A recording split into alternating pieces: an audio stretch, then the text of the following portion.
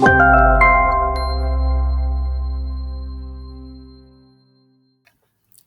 guys, welcome back to this series on animation. So in the following lesson, we learned the basics of putting an animation onto a shape. So we can do that by clicking animation and then add the animation. We also learned that there are many different kinds of animation, like the entrance ones, the emphasis, the exit, and the motion path animations. We also learned that animations can happen in an order, like animation 1, then 2, then 3, then 4. Or we learned that we can control when the animation happens by using triggers. So if you haven't seen that lesson, go watch it before this one, because in today's lesson, we're going to take this to the next level, and we're going to do a few more advanced things to this one. Okay, so we're going to start right at the beginning. So I've just got my shape. I don't have any animations on here, so I'm going to add one. I'm going to put my zoom. Okay, now at the top, you'll notice that we have an animation pane. This works in exactly the same as the selection pane, where we can see all the shapes on the slide. Well, the animation pane is the same, except it shows all the animations on our slide. So we have only one here, and it tells me it's my zoom animation. Okay, and you can see it's happening when I click. So if I go to the slideshow and I click, you can see the animation happens. So let's have a play with this and see what kind of cool things we can do. So if I click on this drop down arrow, you can see we have a few effect options. So I'm going to click this one and let's go to timing. So right now I can see it's going to happen in 0.5 seconds, which is very fast. I want this to happen in 5 seconds. Okay, so let's see what that looks like. Okay, now you can see it's happening a lot slower than before, which is very good. So I can play with the time. What else can I do? I can also, I can make this animation happen automatically when the slide starts. So I can do that by clicking with previous. So instead of just clicking, the animation will happen as soon as the PowerPoint starts. So let's test this to see if that works. Let me go to my slideshow. And you see that? I haven't clicked. And the animation is automatically starting. Perfect.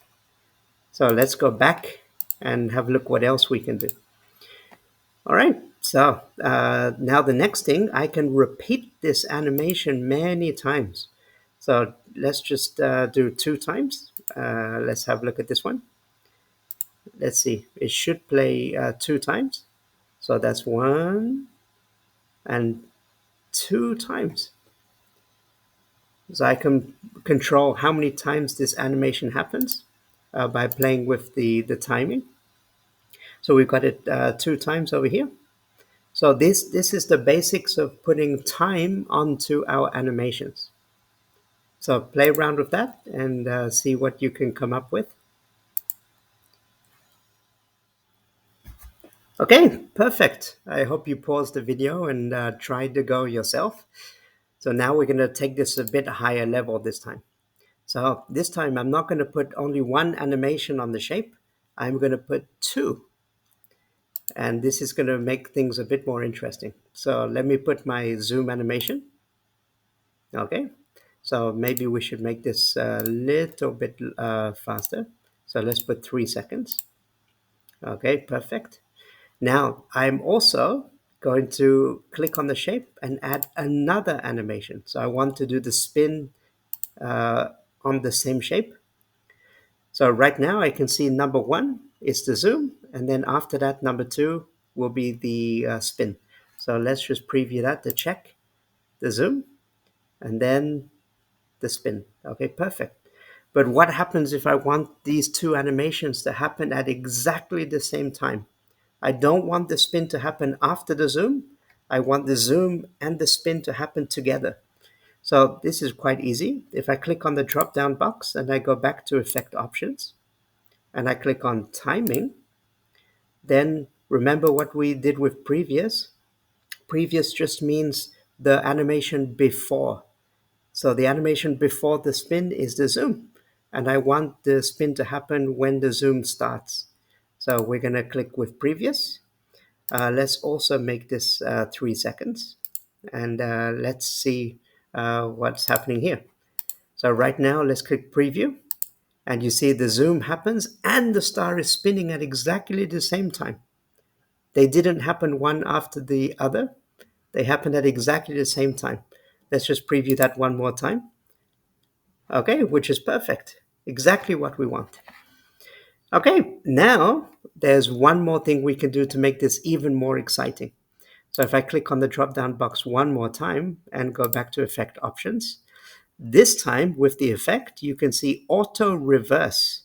That means once the animation has finished playing, it will reverse the animation. So it will go back. So let's have a look and let's see this one in action. So you see the spin finished and then it's going back the opposite way. So let's see this again. So zoom and spinning clockwise and then it spins anti-clockwise. Okay, absolutely perfect. It's exactly what we want. Okay, so hopefully you found this one enjoyable.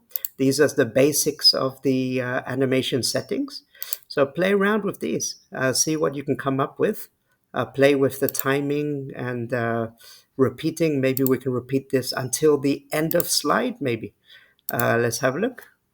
Let's go to the slideshow and see this one in action. So this one should not stop until the end of the slide. So we can keep going.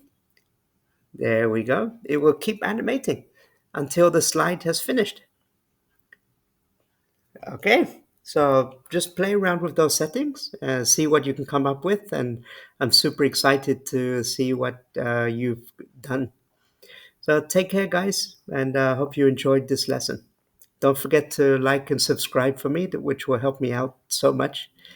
Thanks, guys, and see you in the next class.